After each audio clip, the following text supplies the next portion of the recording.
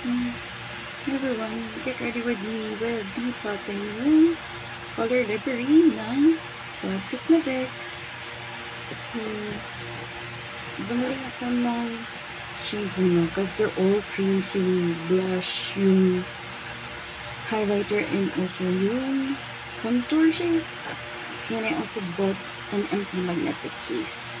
Kasi mahal yung magnetic case ng ibang brands. So, sana magkasya lahat dito. So, let's start. So, start ko muna doon sa pinakamalaki. Sana magkasya, pero feeling ko hindi siya magkakasya. Pero, binigyan naman ako ng magnetic case ng Squad Cosmetics. So, let's see. Oh my god, it's so hard to open. Oh gosh. Okay.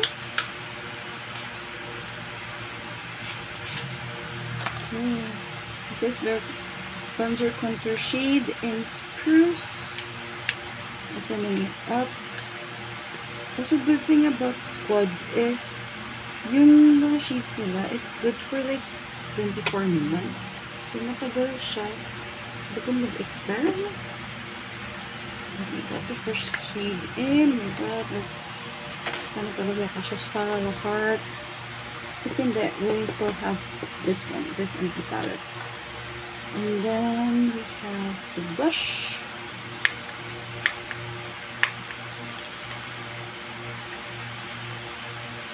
Okay.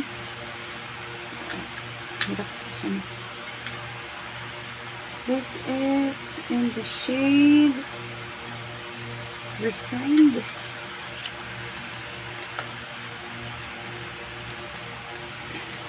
Guys, sana kasya sa lahat.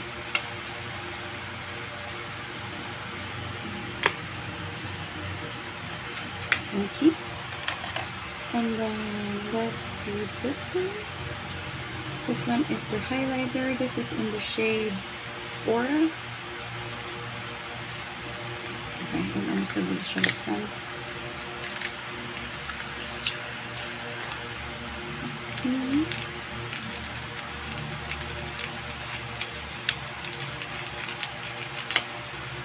Wow, I really like this one.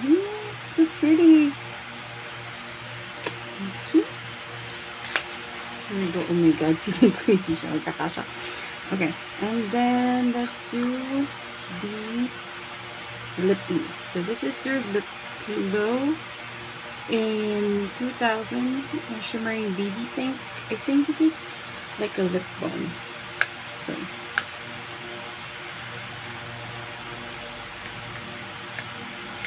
not really a lipstick, but more of a lip balm, like a balm. Parang Vaseline ganun. Kasi sheer siya, sabi din sa kanilang Shopee store. Okay, oh my god, it's so pretty. Okay. And then this is their lip blur in Poppy, which is their fresh papaya. Oh my god, hindi niya siya kasha. Look. Girly pop. What? Hindi siya kasha.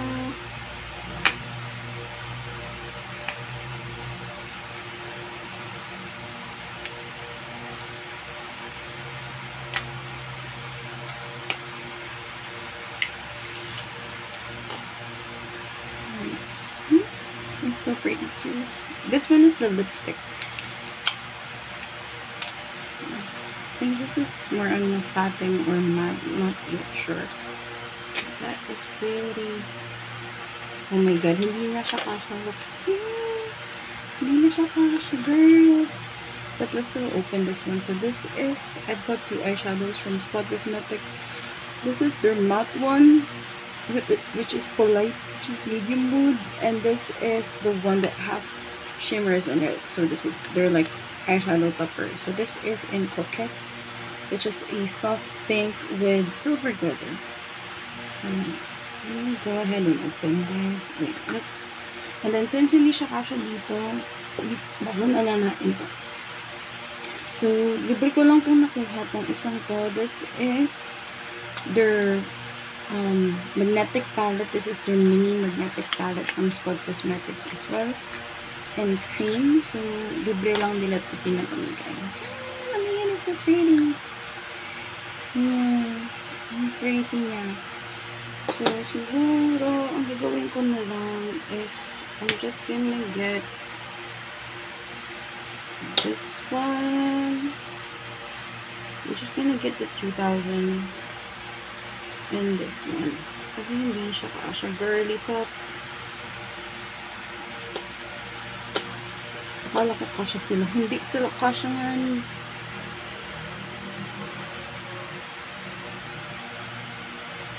Ayan lang. Medyo nakakasad lang kasi hindi sila kasha. Why?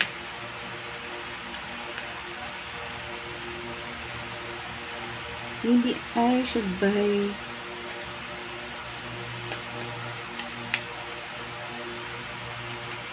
siguro bibili na lang ako ng mas maliit na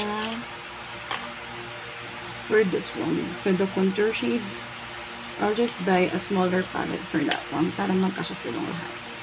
Look at that! It's so pretty! I'm gonna put it here as well. Kasi hindi ko ito masyadong gagamitin. So, what I'm gonna put here is yung mga probably gagamitin ko for retouch or for like everyday sort of makeup. And then, dun ko sa kabila ilalagay. Dito ko ilalagay yung mga hindi ko masyadong ginagamit. Pero sayang, hindi sila kasya lahat dun sa isang palette. Medyo nasad ako ng bahagya. Ano?